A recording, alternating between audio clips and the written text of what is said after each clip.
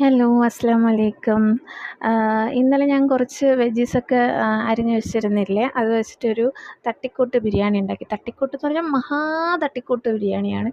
കാരണം ഇതിൽ all spices ഇട്ടിട്ടില്ല, കാഷ്യൂസ് ഇട്ടിട്ടില്ല, റൈസിൻസ് ഇട്ടിട്ടില്ല, പല കാര്യങ്ങളും ഇട്ടിട്ടില്ല. പക്ഷെ ഭയങ്കര ടേസ്റ്റിയാണ്. അത് ഉണ്ടാക്കുന്ന വീഡിയോ ഞാൻ എടുത്തില്ല. നല്ല ഓർമ്മയായതുകൊണ്ട് ഉണ്ടാക്കുന്ന വീഡിയോ എടുക്കാൻ മറന്നുപോയി. അപ്പോൾ ഇത് ഉണ്ടാക്കുന്നതെന്ന് പറഞ്ഞാൽ നമ്മൾ സാധാരണ കുറച്ച് നെയ്യും എണ്ണയും ഒരേ അളവിൽ ഒഴിക്കുക. കുക്കറിലാണ് ഞാൻ ഉണ്ടാക്കിയത്.